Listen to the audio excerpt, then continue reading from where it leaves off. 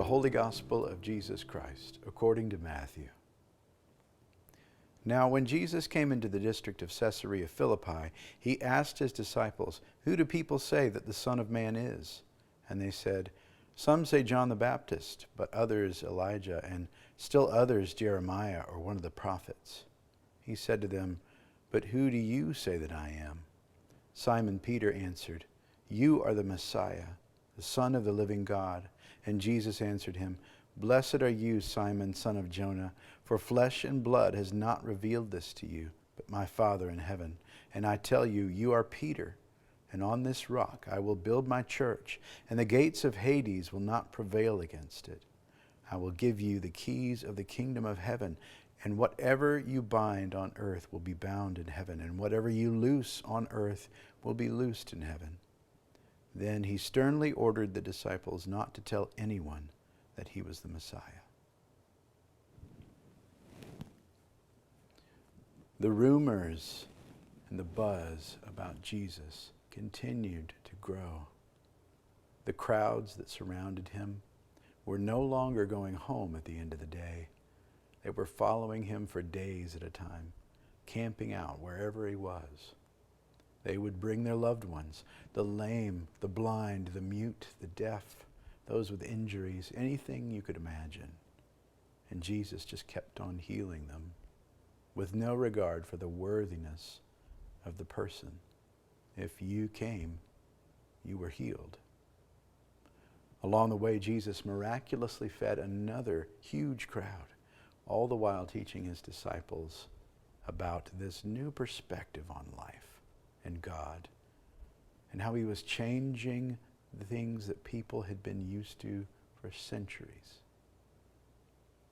The Pharisees were getting more worried by the day and were never really far away from what was happening, always inserting themselves with questions designed to trick Jesus or catch him, and it was never successful, and it usually backfired. Jesus and the disciples were in a place called Caesarea Philippi, which seems like just another biblical location as you read it, but it was far more than that. It was an ancient Greco-Roman city in the northern part of Israel near Mount Hermon along the Jordan River. And the city was a stream that fed the Jordan, and if you followed that stream, you would find a cliff face. And it quickly would become obvious that this place was not like every other place. The cliff face at Caesarea Philippi was huge. There was, and still is, a giant rock there that rose about 100 feet above your head and 500 feet on either side. And in the middle, right in the middle, was the entrance to a dark, foreboding cave. For generations, the Greeks and the Romans had used this area for pagan worship rituals and considered the cave to be the entrance to the underworld, to Hades itself. And the place became known as the gates of Hades, where all manner of unspeakable things had occurred. Sacrifices, both animal and human, fertility rituals, you name it. Sex, money, and power were what ruled the day.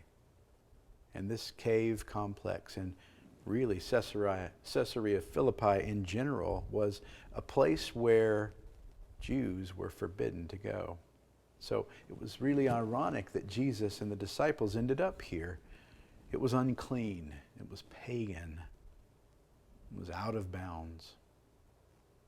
I wondered this week while preparing this talk about where those places are for us. Where are the Caesarea Philippis of our day and age? Someone suggested maybe New Orleans or Las Vegas, New York or LA. Where are the places where humanity gathers and is put on display? Where are the places where society worships? Where are the places where society sacrifices to the gods of our culture to get what it wants? Is it even a place? Or is it more of a condition of the heart? So often the church of today looks at the world and is so offended by its worldliness that it forgets its mission. We design programs to attract people to church when the very DNA of the church to begin with was to be sent out into the world with the love of God. To be the church in the midst of the culture. We were supposed to add such flavor to life and to living that people were forced to ask, what is it with you people? Why are you so different? Why do you have so much joy in the midst of so much darkness? But after years of developing a subculture devoted to protecting Christianity and making the distinction between the sacred and the secular, we've fallen into this dangerous habit of ignoring the world altogether. Looking at it much like the Jews would have looked at Caesarea Philippi. We can't go there. Don't you know what they do there? I mean, what would people say about us? What would happen to us? If we go there, people will think we are like them. People will think we agree with them. And meanwhile, the heart of God is close to the single mother who is working 2 jobs, 3 jobs to feed her children and to keep a roof over their heads. The alcoholic in the bar down the street has a holy moment when he finds the courage to pass on the next round of drinks. The atheist is delivering meals to folks who can't get around that well anymore, and people who are ostracized because of their lifestyle choices create loving communities of acceptance that are oftentimes the difference between a desperate attempt at suicide or pushing through another day where nobody understands you. Caesarea Philippi is everywhere. In a moment of curiosity, Jesus asks his disciples, after all of these people have been following him for so long, and he says, who do people say that I am? And they tell him, some say you're John the Baptist, come back from the dead, and others say you're Elijah, and some say you're Jeremiah, or one of the prophets of old. And just then, in the middle of this place, this imposing place where all manner of things had happened and imaginations had been captured for generations, Jesus gets really personal and he says, who do you say that I am? Our man Peter, of course, is the first one to speak up, and he makes his famous declaration. You are the Messiah, the Son of the living God. And Jesus straight away calls him blessed.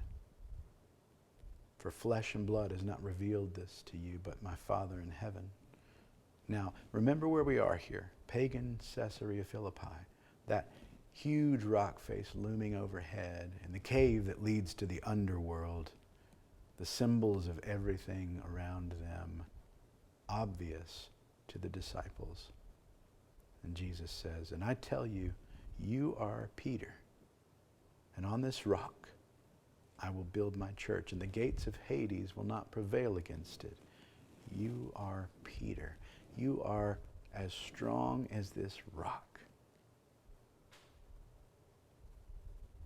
But when Jesus says, on this rock I will build my church, he uses a different version of the word rock. It's likely here that he's not even talking about Peter at all, but was saying, on this rock, the very rock that represents the worldliness of those who you think are far from God and out of God's reach, I will build my church. And not even the gates of Hades before you, with all of the misguided and tragic worship rituals that they represent, will be stronger than what I am doing. Jesus is using this moment in this place to not only reveal himself as the Messiah again, but to theoretically birth the Christian church into existence in this place, the last place anyone would ever expect. You see, it just didn't matter that the place was unclean. It didn't matter what had gone on there in the past. It didn't matter what they were surrounded by. The way of Jesus is a redeeming force of grace that overcomes obstacles. The way of Jesus was designed to be an action and not a reaction. Do you understand the difference there? It's not being offended by the ways of the world. The Jesus way transforms the world through the power of the love of God in us and through us. In Jesus, all are redeemed. There is no sacred versus secular. There are only beloved sons and daughters of God. And honestly, Jesus doesn't need us to protect the church from the influence of the world. Jesus calls us out of the walls of our sacred spaces to protect nothing but people. To live sacred lives in the midst of a sacred creation full of sacred folks. And like the disciples, we have this joy, this responsibility of revealing that sacredness to all who would dare to look. To loose on earth what has been loosed in heaven. To release people from our limited perspectives of them. That suggests that Jesus has nothing to do with them.